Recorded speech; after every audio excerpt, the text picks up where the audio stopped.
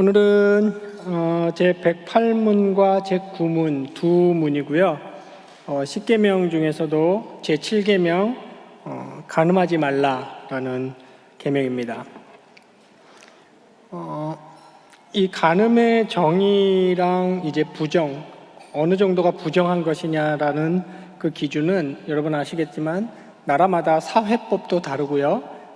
예를 들면 간통죄가 여전히 적용되는 나라가 있는가 하면 폐지된 나라도 많고, 또 같은 사회법을 가지고 있는 국가에서도 개인에 따라서 이 편차가 굉장히 큽니다. 그 사회가 가지고 있는 정서나 분위기에 따라서 말이죠. 그러나 우리는 언제나 세상에서 살아가면서 기준을 삼을 때 과연 어떤 것이 옳은 기준이냐 했을 때 당연히 모든 것의 최종 판단, 최상위 준거점인, 그러면 성경은 어떤 기준을 사용하고 있느냐라는 것에 주목해야겠죠. 그래서 오늘은 두 문에 걸쳐서 간음하지 말라는 이 내용의 의미와 기준을 한번 확인해 보도록 하겠습니다. 두 문을 연속해서 제가 문을 읽고 또 답은 저와 여러분이 같이 읽도록 하겠습니다. 108문 제7계명에서 하나님께서 우리에게 원하시는 것은 무엇입니까? 모든 부정은 하나님에게 저주를 받습니다. 따라서 우리는 혼인관계에 있든지 그렇지 않든지 어떠한 부정이라도 마음으로부터 미워하고 순결하고 단정하게 살아야 합니다. 109문 이 계명에서 하나님은 간음과 같은 부끄러운 죄들만을 금하십니까?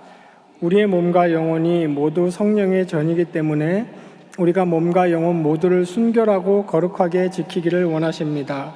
그래서 하나님은 모든 부정한 행위와 몸짓과 말과 생각과 욕망을 금지하십니다.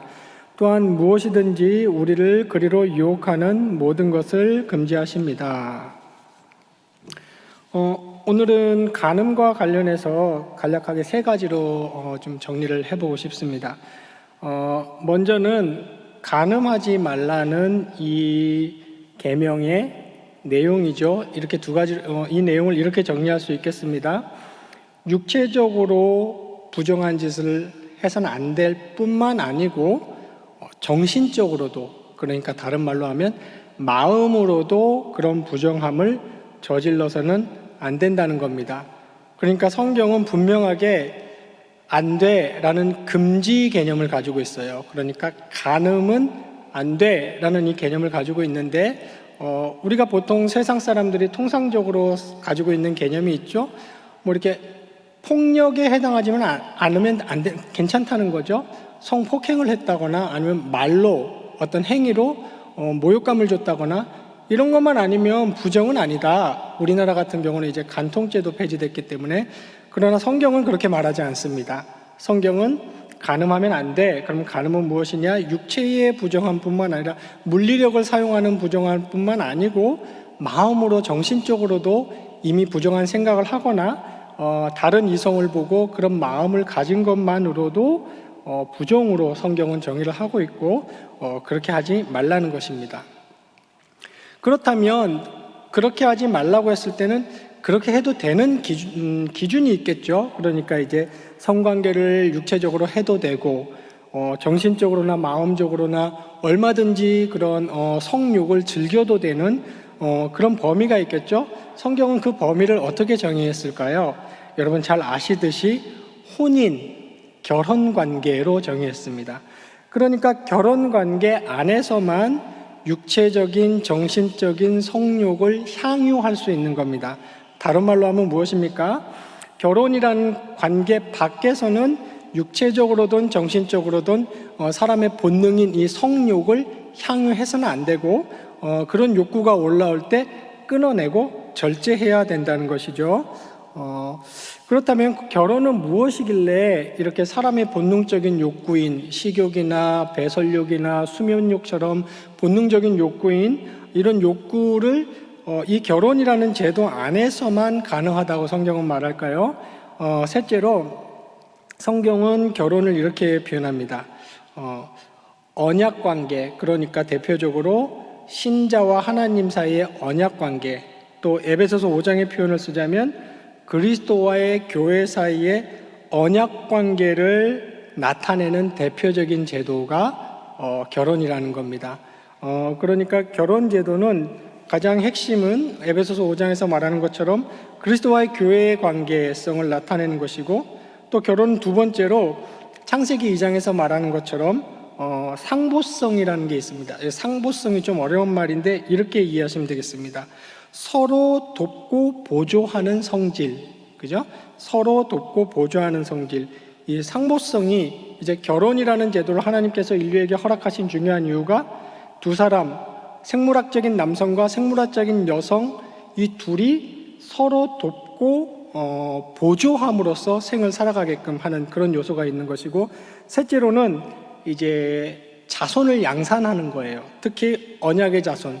여러분 잘 아시듯이 창세 전에 거룩한 언약의 자손을 하나님이 이미 결정을 하셨고, 그 창세 전에 결정하신 그 언약의 자손들이 시간이라는 개념 속에서 성관계라는 행위를 속에서 결혼 안에서 그 거룩한 자녀가 양산되는 것이죠.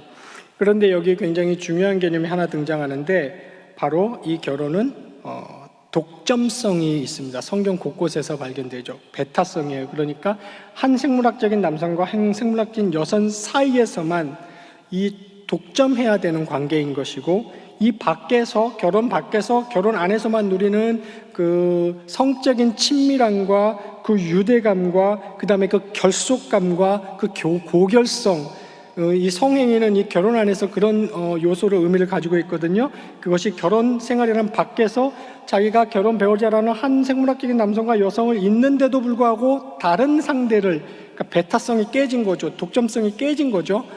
그 경우에는 굉장히 큰 죄로 하나님은 간주하십니다. 그러니까 간음이라는 것은 성경이 말하고 있는 이 결혼이 가지고 있는 고유한 성질의 의미를 모두 깨뜨려 버리는 것이에요. 간음은. 그래서 너희는 간음하지 말라. 그 대상이 누굽니까? 하나님의 백성, 중생인들.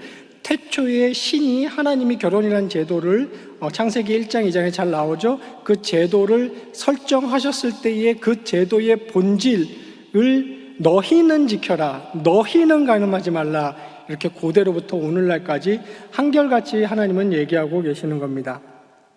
그러므로 이 성관계라는 것은 혼인관계의 결속과 고결성을 지키는 중요한 요소이고, 이 혼인관계 안에서만 이루어져야 된다는 것을 우리는 명심해야겠습니다.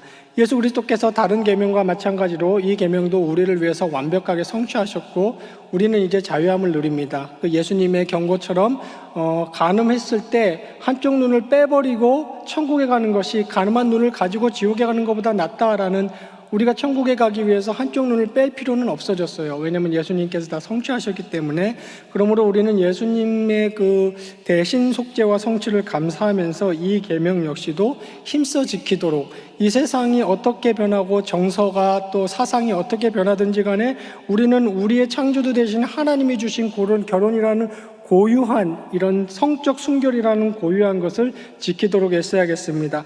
과거에 내가 어떠했던지 간에 과거를 철저히 회개하고 이제 앞으로 사는 날 동안은 우리가 이 7계명을 열심히 지키는, 그렇게 해서 우리가 거룩한 백성이고 순결하고 고결한 사람들임을 세상에 나타내는 그런 역할을 충실히 감당해야겠습니다. 구역원들하고 같이 심도 있게 꼼꼼히 읽어보면서 더 한번 토론해 보시기 바랍니다.